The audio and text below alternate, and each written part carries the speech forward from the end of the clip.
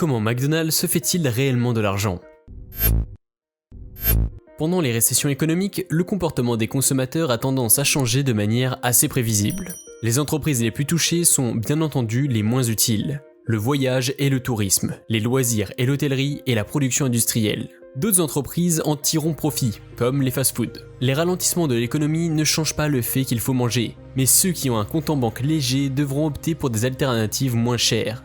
C'est pourquoi des chaînes comme Burger King et Wendy's obtiennent souvent de meilleurs résultats que la moyenne pendant ces récessions. De 2008 à 2010 par exemple, alors que d'autres entreprises ont fermé ou réduit leurs activités, Subway a ajouté près de 6000 nouveaux établissements. KFC a ajouté environ 300 au cours de la même période.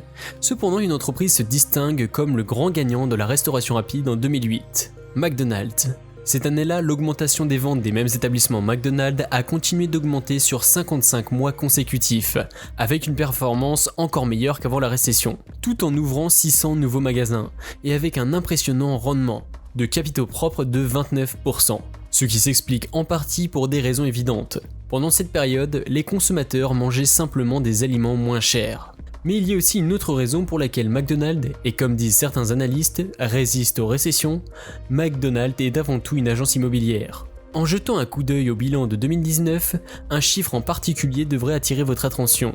39 milliards de dollars. Il s'agit de la valeur actuelle de tous leurs biens et équipements avant qu'ils ne déclarent une dévalorisation. Ce qui techniquement en ferait la 5e agence immobilière au monde, estimée par rapport à son capital total. Effacez le nom McDonald's de l'affiche et elle ressemble au relevé financier banal de n'importe quel autre promoteur immobilier.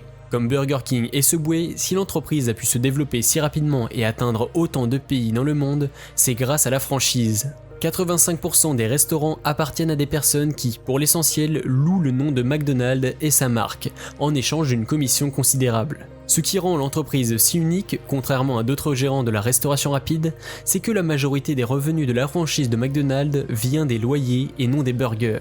Pour être plus précis, en 2019, 64% des 11,6 milliards de dollars de frais de franchise ont été payés sous forme de loyers. Voici comment ça fonctionne. Comme McDonald's a des dizaines d'années d'expérience dans l'achat et la vente de propriétés, ils connaissent les critères précis d'un emplacement idéal. En général, ils cherchent des intersections entre deux routes à forte circulation et achètent là où il y a le plus de places de parking. L'espace idéal est d'environ 4500 m², dont 500 pour le bâtiment. L'intersection doit également être dotée de feux de circulation.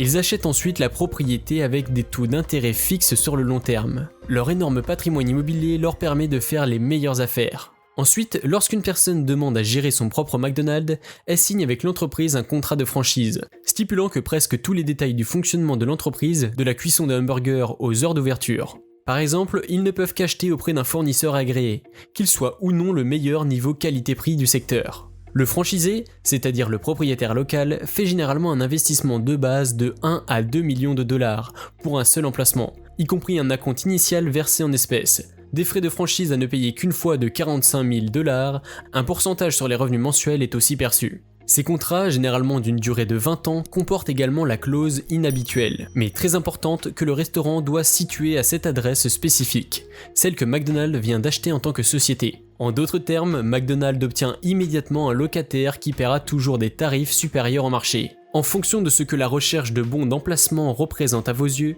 vous pourriez voir à ça comme un service idéal ou bien comme une tactique commerciale impitoyable. En effet, un syndicat de franchisés a constaté qu'une franchise moyenne a tendance à percevoir un loyer de 6 à 10% des ventes, tandis que les franchisés de McDonald's paient entre 8,5 et 15% des ventes. Et si un établissement ne fonctionne pas aussi bien que prévu, McDonald's peut simplement trouver un nouveau franchisé pour celui-ci, après l'expiration du contrat, ou vendre le terrain à quelqu'un d'autre, probablement en faisant de gros profits. Alors pourquoi les franchisés acceptent-ils des exigences aussi strictes ?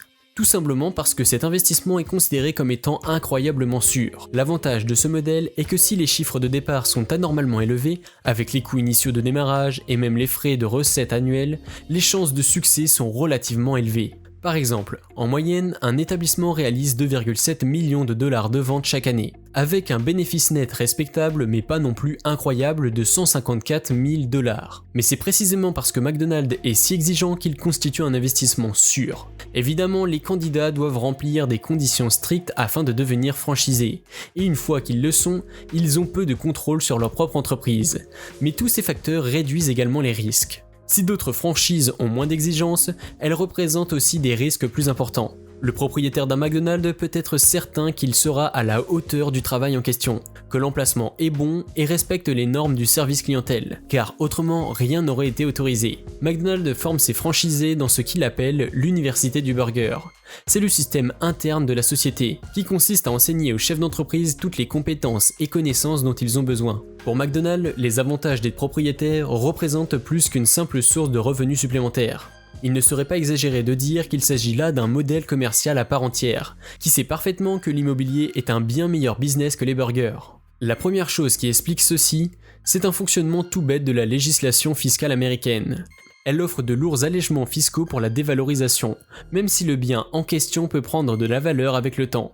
Le plus grand avantage est la stabilité des prix de l'immobilier sur le long terme. Tout comme Walmart, McDonald's a été l'un des deux seuls dont les actions auraient pris de la valeur en 2008, selon la moyenne du Dow Jones, indice boursier. C'est également l'un des 60 membres de ce que l'on appelle les dividendes aristocrates, les aristocrates des dividendes bénéfices. C'est-à-dire ceux qui réussissent à augmenter leurs bénéfices chaque année pendant 25 ans consécutifs. La récession donne l'opportunité d'acheter des propriétés à prix réduit. Avec ce modèle immobilier, lorsque les choses sont vraiment catastrophiques, comme l'une des pandémies, c'est sur les franchisés que le risque est rejeté, car ils sont tenus par contrat de payer un loyer minimum, et ce peu importe les ventes. Tout ça se reflète dans le nombre grandissant d'établissements McDonald's franchisés, et le nombre toujours plus bas d'établissements exploités par l'entreprise. En fait, McDonald's essaie activement de se retirer de l'industrie de la restauration rapide. Ce qui soulève naturellement une question. Si McDonald's réalise une part énorme de ses bénéfices sous forme de loyer, et que la gestion de l'immobilier est une compétence assez éloignée de la création de nouveaux McBidules, pourquoi ne pas créer une nouvelle société d'immobilier à part ? S'ils le faisaient, ça leur permettrait de disposer d'un fonds d'investissement immobilier très stable, actif et rentable, qui serait à l'abri des variations de la restauration rapide et de l'évolution de l'appétit des consommateurs. Un groupe d'investisseurs a suggéré cette même idée en 2015. L'entreprise a cependant décidé de ne pas le faire, estimant que ce modèle immobilier était ce qui les rendait uniques, et que si ça fonctionne si bien, c'est justement parce qu'ils font les deux en même temps, immobilier et fast-food.